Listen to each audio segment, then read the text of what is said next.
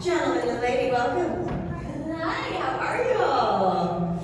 All right, Sunday of the Dead, here we are. Doing my best. It's all because of them. You know, if they don't give me the reaction, I'm going to sleep up here. So, okay. I would love to start off by asking each one of you about your acting journey. I would love to know how you got involved in this crazy business. We can start with Miss Ashley. Ladies first. Is this on?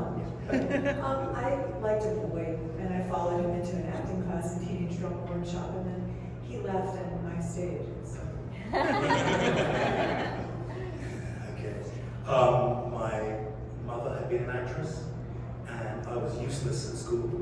Completely useless, and the only thing I used to turn up for was drama and English. And I did a school play, and it was the best day of my life. And then we kind of took it from there. I went to a stage school in London when I was a kid, and that led me to be able to work in movies. The first movie I ever made was with Nastasha Kinski in Germany, and I was about 16.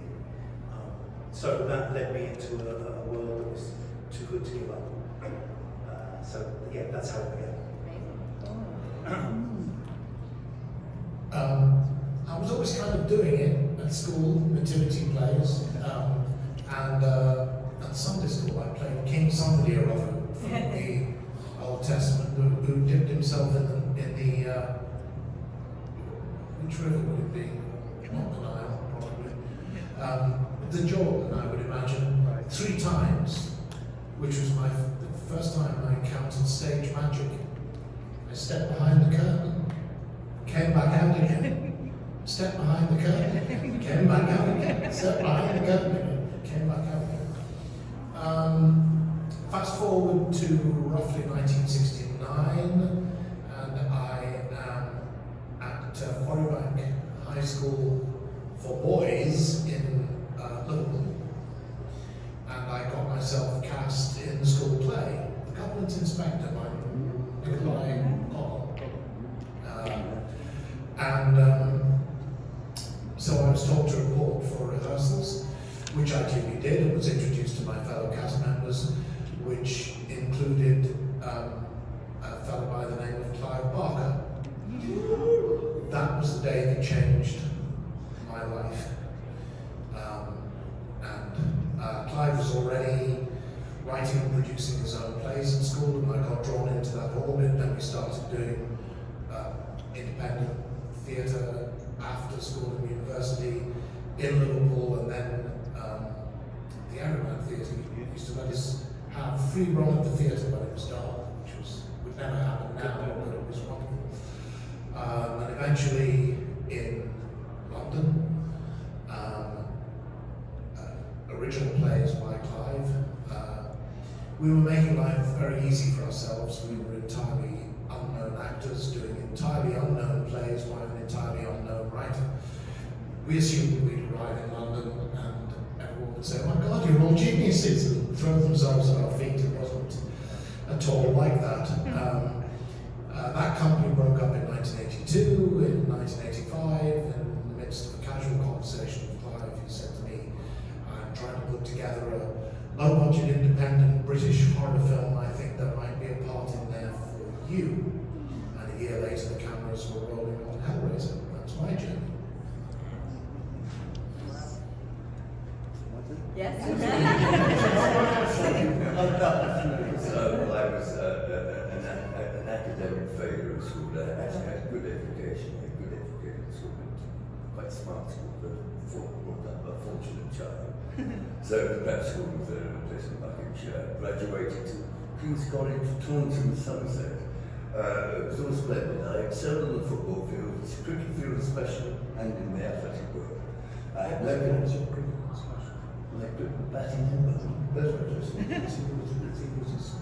near on, it's single, medium taste. Have a game later. Getting to the point that I came out of there, an academic failure, we used to have this level of examinations for O levels. It took me 4 years to get 3. Like we have in college in Bedfordshire, called Commander College. I came up this thing. A lot of dithering around in my early career. I was a little truck driver, as you call me, all the time. Dadding around, Dad used to despair. You can't do that for the rest of your life, which I think.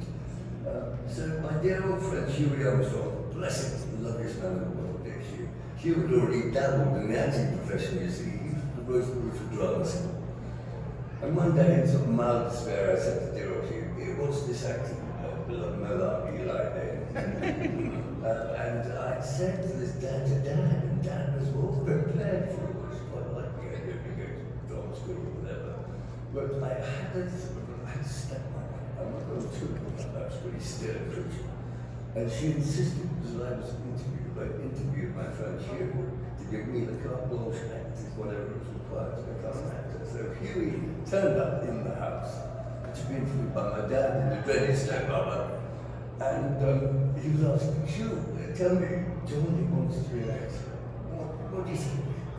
And he said, well, if I can bloody get away with it, I'm bloody sure he can. And so John was done. So I got qualifications from my friend Hugh to become an actor, which I did. And I ended up the Central School of Speech and Drama. I loved every minute.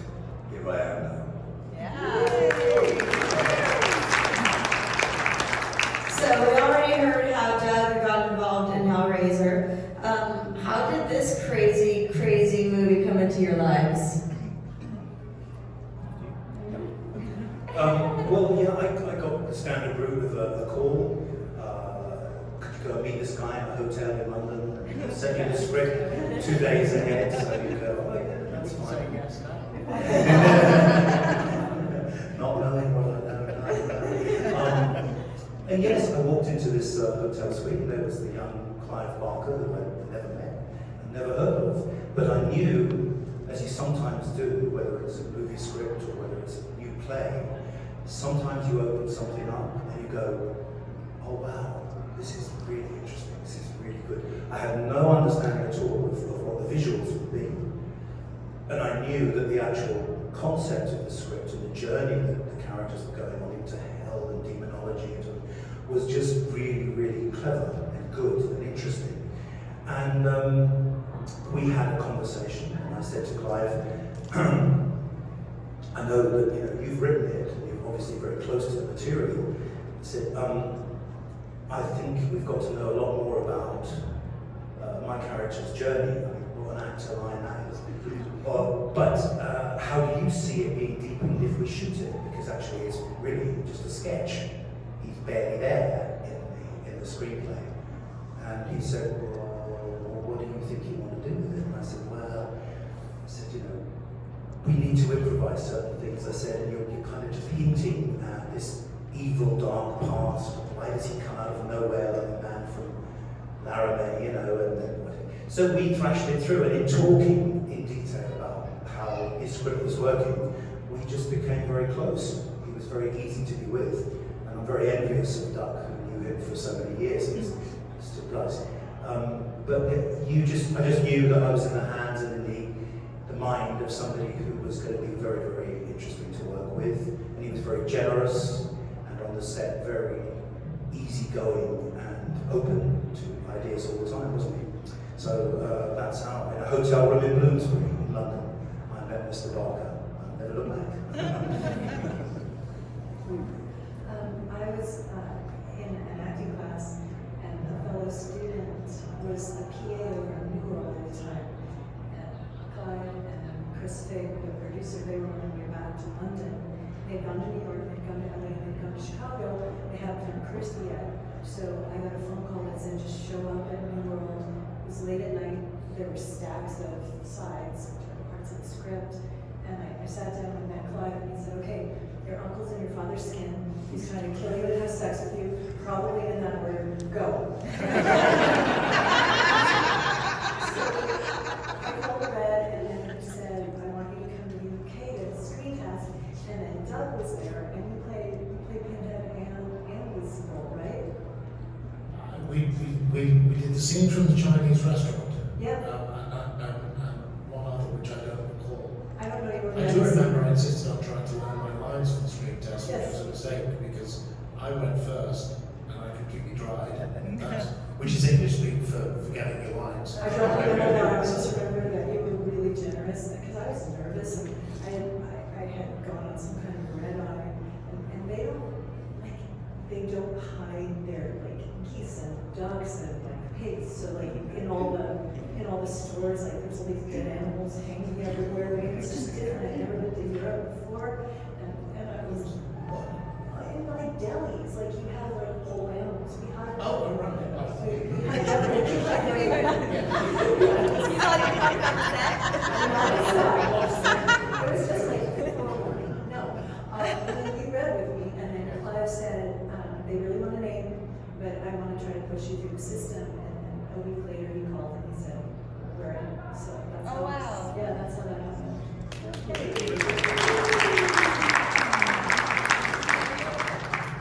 Did you have anything to elaborate on how you got involved in Hellraiser? It's very simple. Yeah. I'll take moments to say this. I was sitting down one day and the phone rang and Laurence, it was on the phone by way of my dear friend Robin Neville. And the message was this between the pair of them. There's a man looking for a skinny actor to play a monster in this film. They don't want an extra. They want an animated skinny monster. So I said, yes is the answer. So the word went back via Robin to Selwyn, to Clive, who subsequently got back in touch with me and said, go for the deal at production visuals tonight. So I met Clive in there, we had a little chat about this, that, and the other. You might be rubberized and all that sort of nonsense. I think that's what he said. And so the job was mine, and so there we go. The rest is history. Happy history. That's it, that's me. Oh my gosh, thank you.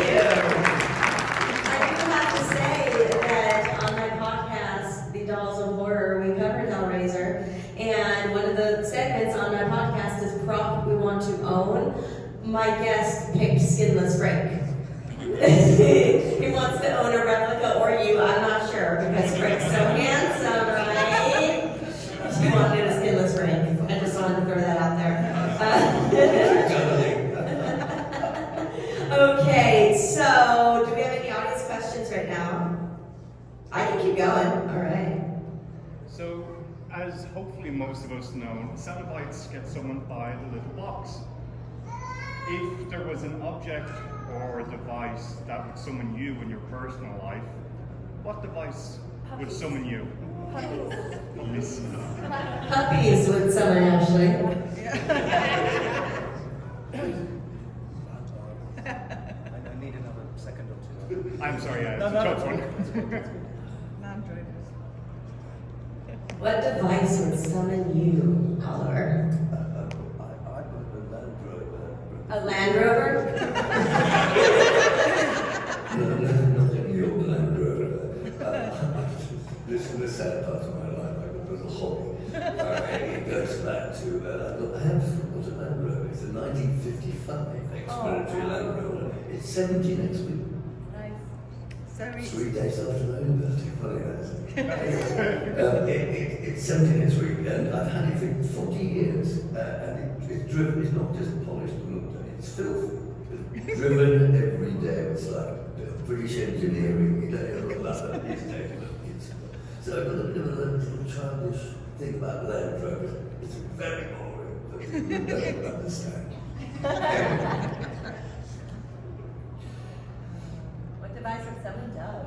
No, it would be a device that would make Manchester City go away.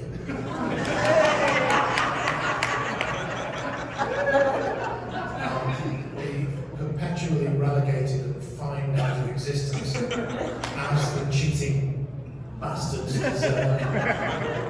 And a device that would guarantee eternal glory for Liverpool FC, even more than I'm used to them achieving. That would do for me. Wow. I hadn't actually realised that Doug was that deluded. That he thinks there's a chance of eternal glory for Liverpool. Us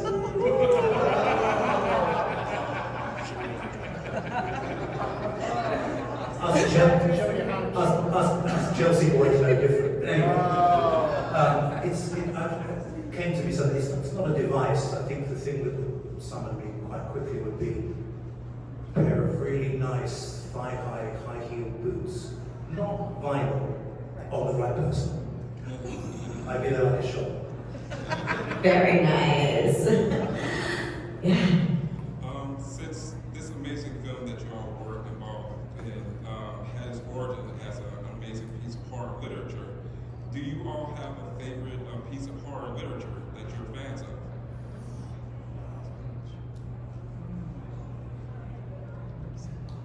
Lots. I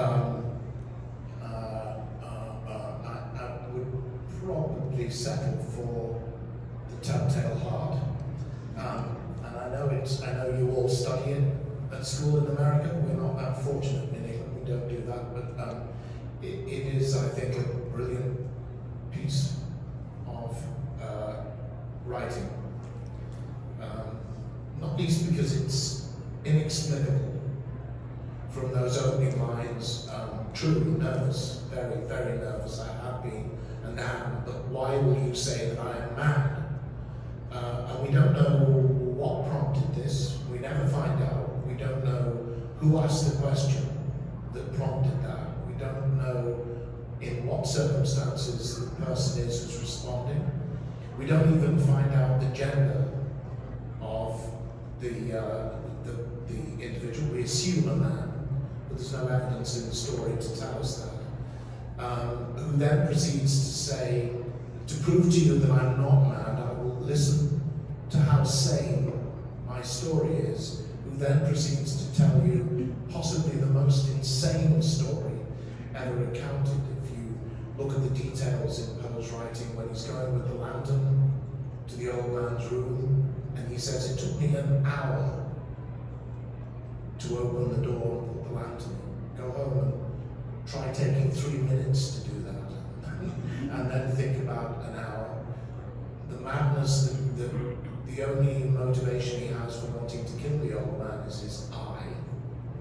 And every night when he goes in and the old man is asleep, he can't kill him because he can't see his eye until one night when he sees his eye and so forth, and the disposal of the body, and then he's going mad at the end. He tells us, ranting and raving and swinging his chair around while the detectives are sitting quietly ignoring him. I think there's a level on which none of this ever happened, and it's all in the head of whoever it is who's telling us the story. The unreliable narrator, it's called.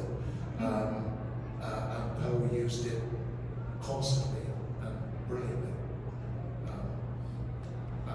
I'd settle for that. But lots and lots and lots and lots of candidates. I would say Macbeth, which is not, it's a bit obvious, but the more you live with that play, the more you read around it, one of the very earliest and most brilliant analysis of what happens to someone when they do something wrong. They don't want to, they haven't set out to do that. And what's brilliant about that whole scenario is the character is drawn into the nature of evil. And what's so beautiful about it is it's not his choice. And that's what evil does. It tends to, if such a thing exists, and if that power and that energy is around, people can become drawn into a cycle of events which lead them to become less than themselves. And in that play, his self-analysis of what's happening to him is terrifying. For me, it's one of the most terrifying things to confront. He knows that he's no longer himself. He knows that he's no longer in control of his destiny, and he cannot understand why. And that, to me, is absolutely terrifying. And it's a brilliant piece of early modern literature by Shakespeare, who was, of course, the genius he was. But he's the genius he was because he had these extraordinary new insights, psychologically, way before Freud, of what doing something wrong will do to you. And that is the nature of the human cost of evil. If you kill someone, if you take someone's life, more often than not you'll find people who've done that spend the rest of their lives in a state of absolute shock. And they cover it up and they brass it through, but there's something that's changed in them that they can never get back.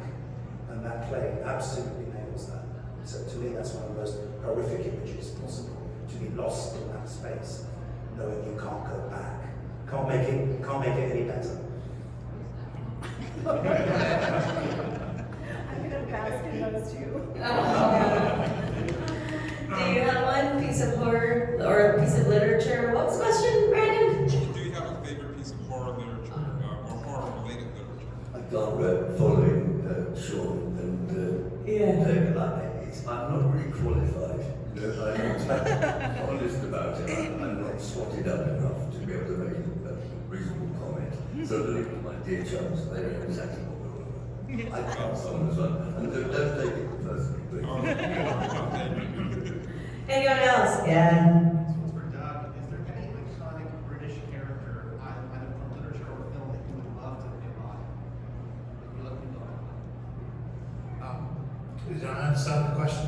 Is there any iconic British character, either from literature or film, that you'd love to That I would like to have played or would like to play? Yeah. Well, most of them I'm too fucking old for now. Macbeth would have been one of them. It is a wonderful play and a wonderful part. It's a regret for me because in the story of my arrival in acting that I told you, when we were doing the Dog Company, which was the theatre company I had with Clive, we were at the Edinburgh Festival. We were doing well. We were in a play of Clive's called The History of the Devil, and I was playing the devil, and it was a wonderful part. I barely off stage for it, and it was somewhere in the middle of that I thought, I think this is what I'm going to be doing. I'd be about 26, 27 at that point, and I'd just been this is about 1980, I think, and I'd been swept through a decade of working with Clive. And I thought, so what do I do now? Do I stop and go to drama school and have somebody else tell me how they think I ought to be doing this? Or am I arrogant enough to think I can do this? And I was arrogant enough to think that I could do it as well as some, and better than a few, if not as well as most, something like that. Which is to say that I didn't have that conventional route into acting, which means I have never done any Shakespeare. And it makes me very depressed, because he is God. He is the greatest practical dramatist who ever picked up a pen. He's not just someone who writes reams of poetry and complicated language, as I think is often the misunderstanding with Shakespeare. As often as not, his language is as simple can be. And I would love to have done Shakespeare, but I never have. Otherwise, to be honest, I don't spend my time thinking, could have been me. The old, how many insert name here does it take to change a light bulb? How many actors does it take to change a light bulb? The answer is 5. 1 to change the light bulb, and 4 to say, I wouldn't have done it like that. Still didn't be clear, though. There's probably only, I suppose, well, an assorted old France Shakespeare probably still available to. Were there any Clive Barker projects that you're aware of that never came to fruition or anything? Or things That's a good long question, isn't it? You're thinking, I don't All of know them. about this. All of us. So you're saying, are we aware of any Clive Barker projects that didn't see the light of day? Yeah. I'm only laughing.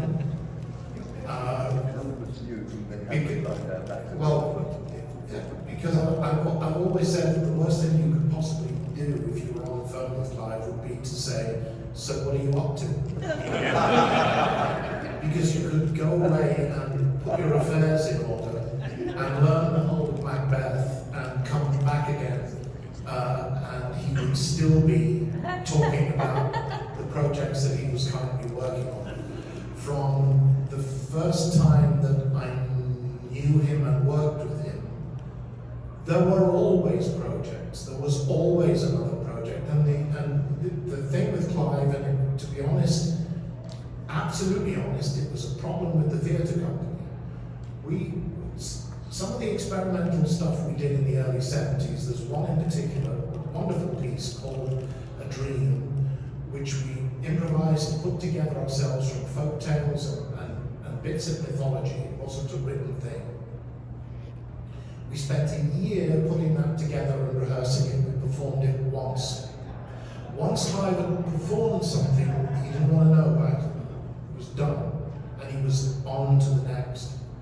There are hundreds of Clive Barker projects that did not see the light of day. I can assure you of that. There was his, there was the mummy project he was doing. It didn't have any mummies in it, I think. When we were filming Hellbound at Pinewood, we had the luxury of dressing rooms, which was not afforded to us on the first film. So I'm up in my dressing room biding my time, and there's a knock on the door, and Clive came in and started talking. He said, by the way, Hellraiser 3 is going to be happening. I said, oh, cool. And he started to talk to me about Hellraiser 3. Now, Clive will always sweep you up in the excitement of what he's talking about. What he was telling me was, and I think this was the prototype for the Mummy project. The basic idea of Hellraiser 3 was going to be that the Great Pyramid was the first lament configuration built to raise the great pharaoh from the dead, who was the first Cenobite. And I put that in an absolute nutshell. Clive spun this story for me over about 10 or 15 minutes. And I'm just, wow. And then he said, I should probably get back down to set and see you down there soon. And I said, yeah, sure. And he left, and a couple of minutes after he'd gone, I thought, you fucker. You just came up here to tell me that there's going to be a Hellraiser 3 and I'm not going to be in it. Yeah. Or at least Pinhead is not going to be in it. But nothing is ever lost. Look, Clive made a movie which is basically a piece of juvenilia called The Forbidden. Vast, sprawling project that went over. It started as an adaptation of Marlowe's Faustus and was not that in the end at all. In that, he is playing with what he called his nail board, which was a block of wood, and he got 9-inch nails and painted a gridiron pattern onto the block of wood and put these nails in at the intersections of the gridiron.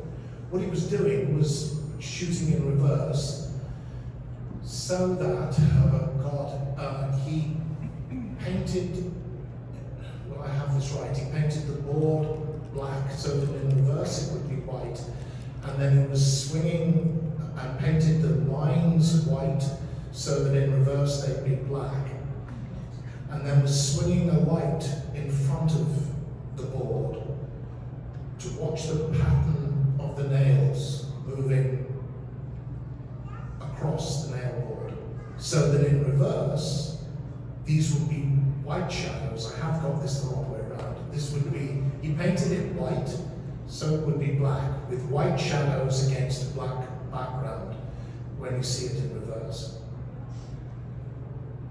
Pinhead.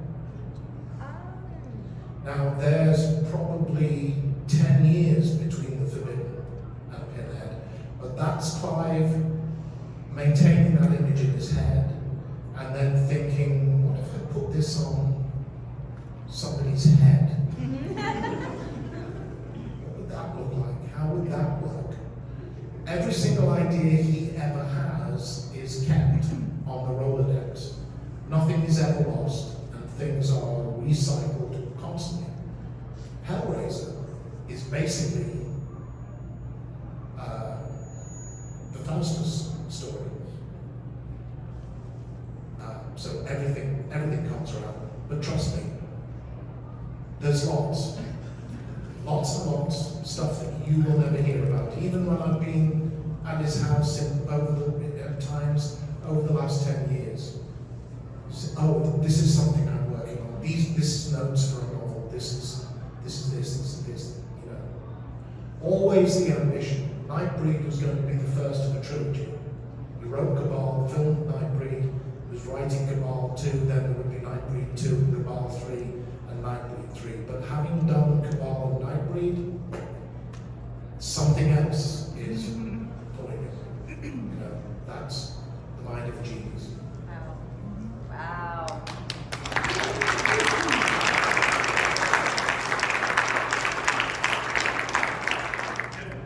So, in the era of recycled Hollywood, how do you feel if they were to do a revamp of Hellraiser, a movie? Is the question, in the era of recycled Hollywood, how did you feel when you heard they were going to do the remake of Hellraiser? No, Recycled. if they were, I'm sorry, what? If. Well, they did, kind of. They did. I know, not the series per se, but like, just the whole just the whole. I would say it's a question that's based around a slight misconception, Yeah. because there was a weird chemistry in making the first film that sometimes happens on projects. It wasn't over-planned, and it started as a very small-scale British movie Yeah. that became organic. And what happened was, through the casting and the chemistry of the casting, alchemy, that's the word, you know, you can, as we saw with the whole body of Hellraiser follow-ups, you can try and recreate something of that, but you'd be doing the wrong thing. The movie itself was a product absolutely of time and place. You talked about your casting, you know, you went, you were the right person at the right time. That same thing happened for me with Clive. He knew Doug over many years, and then Oliver was available to be brilliant as the skinny Frank. You can try to recreate that. You'll get something different, inevitably. But the film is precious because the chemistry and the budget and the shooting, the lighting, all that work that was done for the makeup, nobody would do that now. So it would be CGI, and then it would be, as inevitably happens with CGI, it would be very dull, and after 15 minutes you forget you'd even seen it. Somebody who works in the tech side of this said to me once about this, I think it's really interesting. The eye and the ear, when you're watching CGI, you know you're being deceived. And you refuse, there's something in the subconscious that refuses to buy into it. You will, you'll watch it, you'll sit there, you'll chew the popcorn, and the credits will roll and you'll go. But you won't have been moved. It's not visceral. And something about the original films, it's probably one of, given its budget, I mean, it's one of the most inventive things I've ever been associated with. And the makeup that they did for Doug and for Oliver was so extraordinarily painstaking. And when we were filming, Clive took me through to the workshop to show me the animatronics that were being built for the hand and the arm and all that. And we knew that even though it was a budget movie, this was going to look amazing. If nothing else, it might all be rubbish, but it would look good. But that's what you have sometimes. You just have a moment in time. Happens in the theatre. You have a moment in time where a particular playwright, a particular director, a particular group of actors come together, and something happens. You remount the play a few years later. It's not quite the thing, or it's even better, maybe. But usually, it's something like this is a product of time and place, and we're all very lucky that that was the case. Brilliant. Spot on. Thank you, my friend. Absolutely. He's my agent.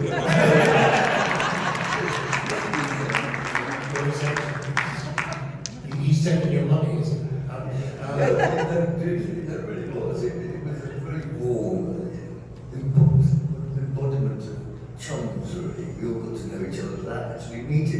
extraordinary.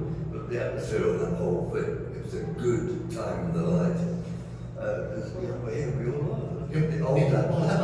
I just want to elaborate on it slightly to talk about the relationship between Clive and Robin Vigil, who was the DP on Hellraiser.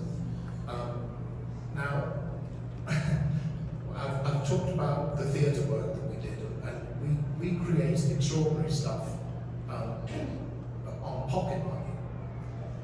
And if Clive wrote in one of his plays, you know, Yellowstone erupted and the end of the world happened, we'd have staged it for £5, but we'd have done it. And a lot of that energy came into Hellraiser. Clive didn't know his arse from his elbow.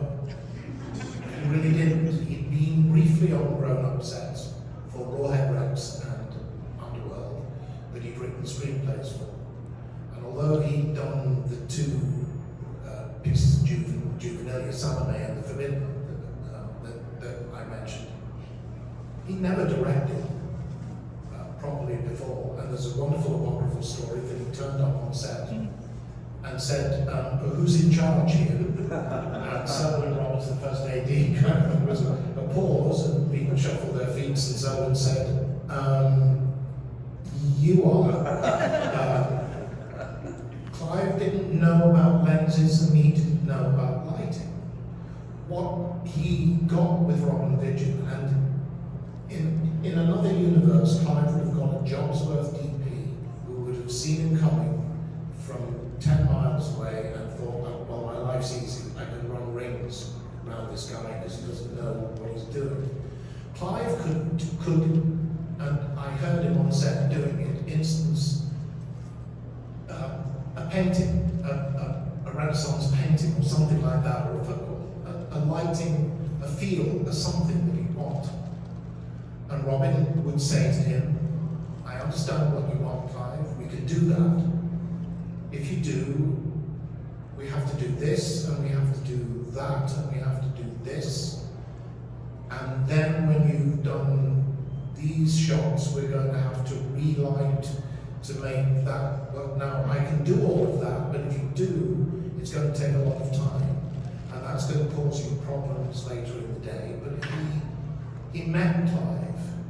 He listened to what Clive wanted and worked out how to make the vision in Clive's head work.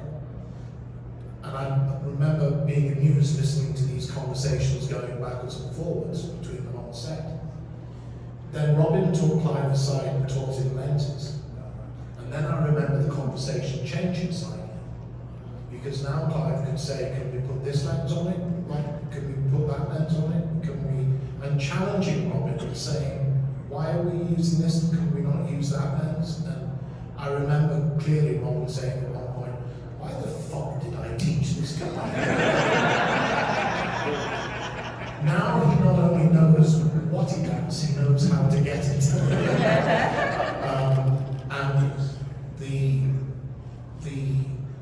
And that relationship, exactly as you were saying, Sean, that relationship, you can't buy and you can't legislate for. It's that, again, that spark of chemistry, it happens. And without question, those sparks of chemistry went right through the production. All the casting, I think, well, with some exceptions, close to you possibly, were faultless, really. And you touched on Clive's insistence that he wanted an actor in the skin man costume, in the same way that he insisted that he wanted actors in Cenobite costumes. Would be very, very, very easy and cheaper just to put extras in as the Cenobites and the skin man.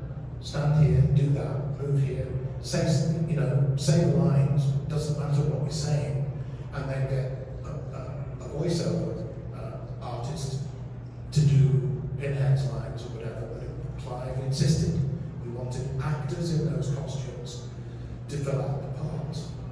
And And look what it does with the skinned man. Most directors, most horror films, they put a skinned man on the screen, it's going to be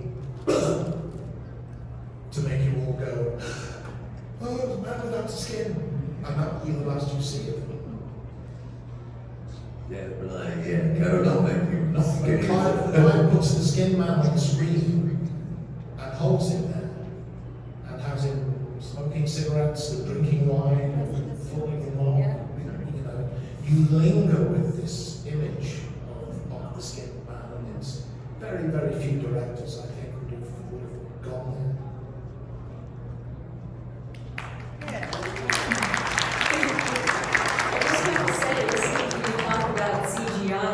Made me realize why I've never liked cartoons. Even as a child, I hated them. I could never get into it. I was a puppet person. I watched those creepy puppet shows, right? And I love those, but I hated cartoons, and I still do. And then hearing you talk, I just realized why.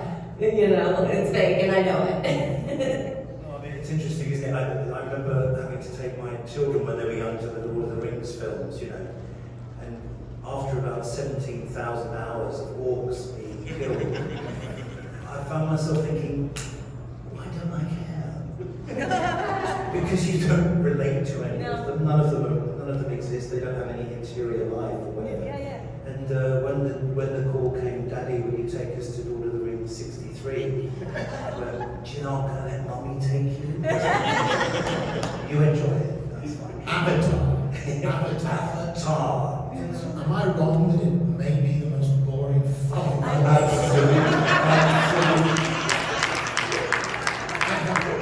There was a review in England in one of the newspapers for Avatar that said, yes, go and see lots of pink cement moving around. That's how engaged I was by it. Apart from being astonished that they'd actually stuck with the name Unobtainium, because I thought, no, that must be a mistake, it's there. We put that in the first draft, because you can't think of anything else. In Get Back, when George is just bringing something, and he can't think of the right word, moves me like a dumb, you don't know. And John says to him, it doesn't matter. Just put a word in, move me like a pomegranate. And so that's what they're singing for a while. That's what I thought with Unobtainium. I got so bored. I spent my time taking my glasses off to see what was happening at the edge of the screen where the 3D image wasn't quite. It's funny, isn't it? Because Jaws is a famous example of the fact that the shark is quite obviously rubber. Bruce. But even so, even though you know that's the case, there's a physical object there. And you know, as you watch it, when you can imagine the actors having to relate to a physical thing, there it comes up, this, and you'll have to move away. And when you get into the whole green screen thing, the CGI thing, there is that lack of. The best example I know of recently is the Gladiator film. The first one with Russell Crowe is totally brilliant, and you're engaged by it, and you're aware that they're sort of actually hacking at each other in the arena. They're no stuntmen. And then now you've got the second one, and we've got rubber sharks, but they're not even rubber. They're in the arena, and the shots from above, and you're thinking, yeah, it's a drawing of a shark chasing him around a boat, you know, nothing's. And that film is interminable. This thing just goes on and on and on. And I was thinking, come on, you know, Denzel, come on, just go faster. Let's get this through. And there was a byproduct of the fact that he didn't believe a thing in it. The sequence of the rebirth of Frank in Hellraiser is one of my favourite sequences in all of horror cinema. I think it's absolutely brilliant and extraordinary. That with this Chris coming out music going. It's entirely improvised, basically between Clive and Bob Key, put together on the day. If they had gone back and reshot that a couple of weeks later, it would have looked completely different. And that's the joy of handmade special effects. It happens now, once only, captured on film. CGI is a magnificent tool. Lord of the Rings is a perfect example. It couldn't have been made 5-10 years earlier. It allows you to put 17,000 orcs on screen. The problem with CGI is it's perfect. Yes. It does exactly what you want it to do, and it does it perfectly. The great thing about actors and physical special effects is that we are sublimely imperfect. We make mistakes all the time.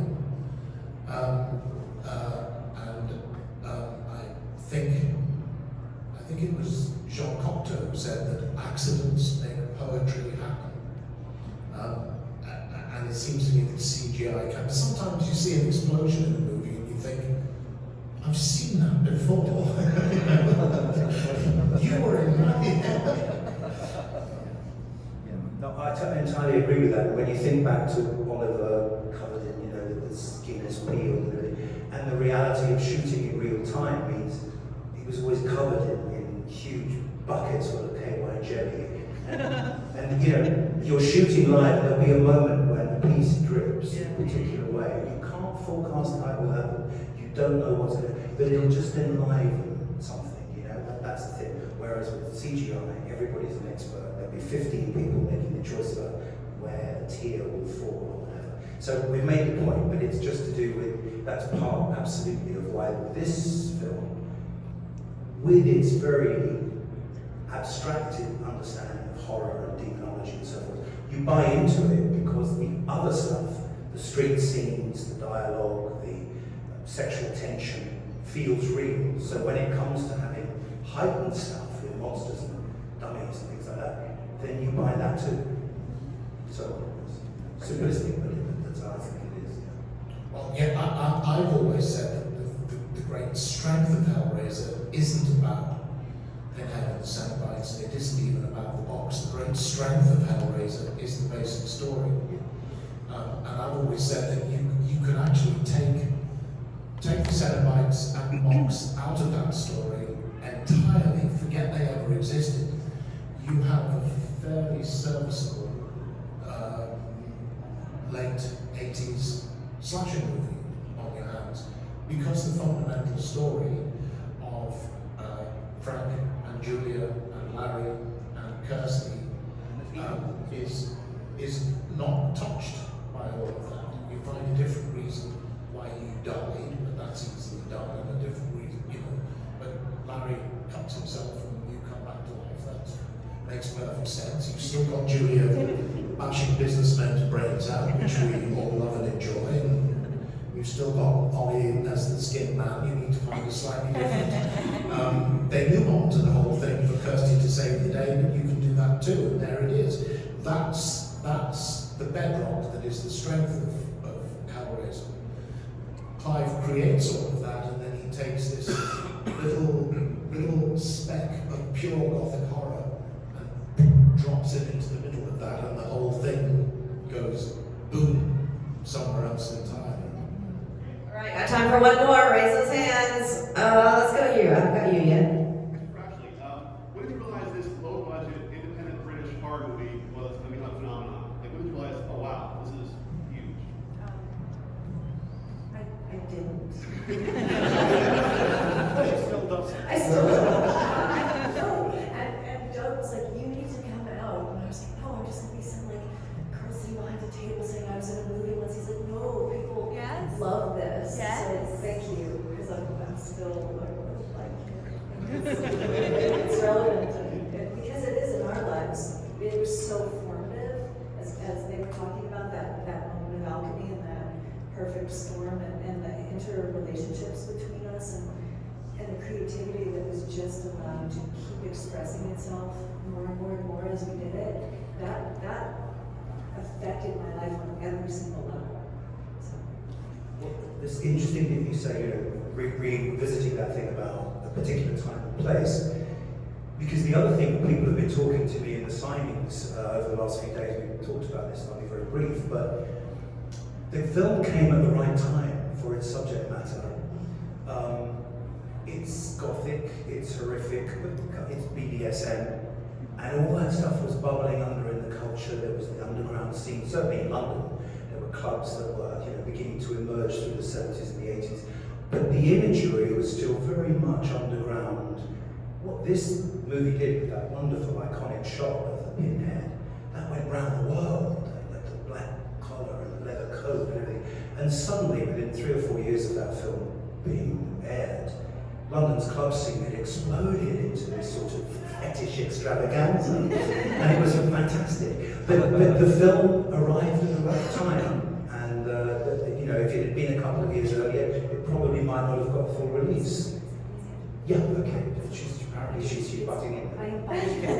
Getting confident. Don Mancini, who Chucky, he said that Hellraiser was like a gay dog whistle. Yes,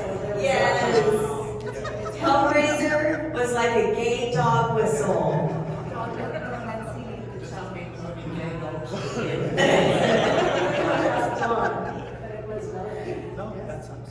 I'm going to have to spread that one. That's good.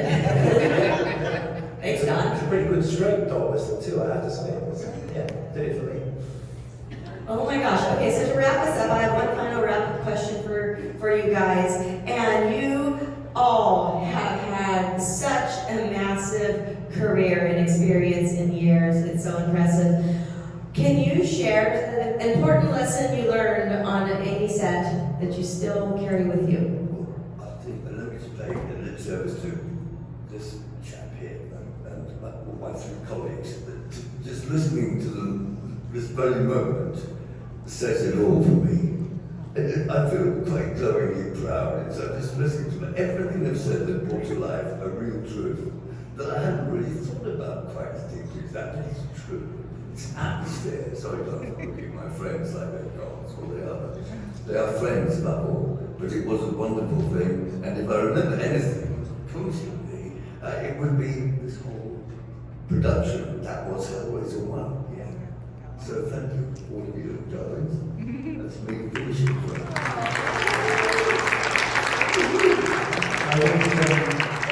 I've heard of that just to say that we all talk about acting and films and plays, as Doug has done.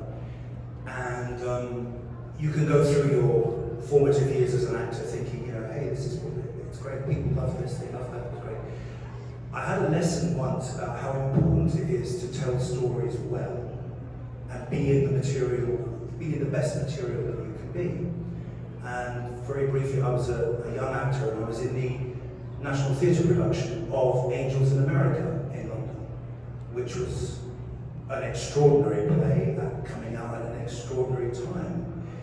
AIDS was everywhere, HIV was being talked about, the millennium was approaching. So it was like doing a brand new Shakespeare play because it was dealing with people's lives when they didn't know what the outcomes were going to be.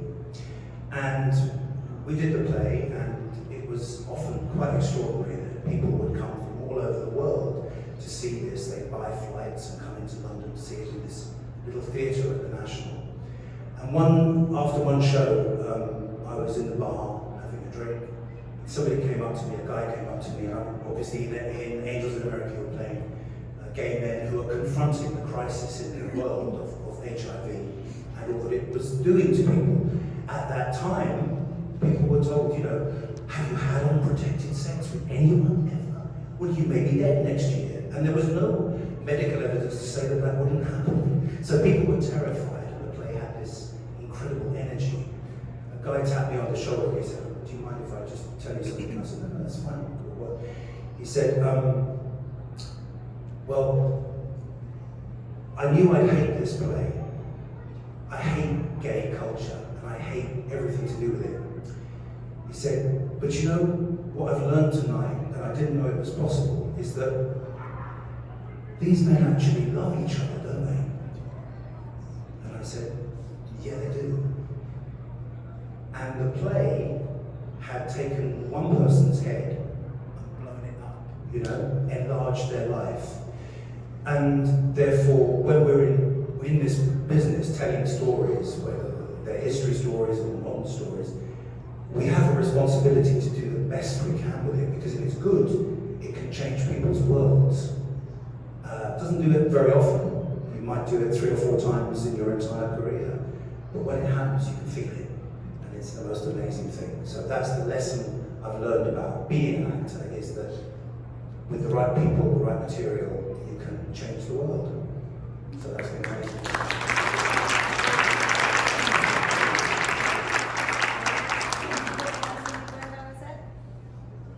I don't know that I can follow that. Speak up and don't bump into the furniture, I think. Is always kind of, Speak up and don't bump into the furniture. make sure your flies are done up before you. Olivier said he always had two thoughts in his head. Are my feet relaxed? And do I have enough breath in my lungs to get to the end of this line? Very technical. I think only for me it's to listen, not assume that you know what you're doing in vacuum, but listen to everything that's being said around you and listen to what your fellow performers are doing, because what your fellow performers are doing informs what you're doing. Not always the case with movies, because sometimes you shoot in isolation. Ashley and I were not on set together for the first interaction between Hellraiser, Pinhead and Kirsty. So it was actually quite a difference in beat between them. But for me, I think it's that listen to everything that's happening around you and be influenced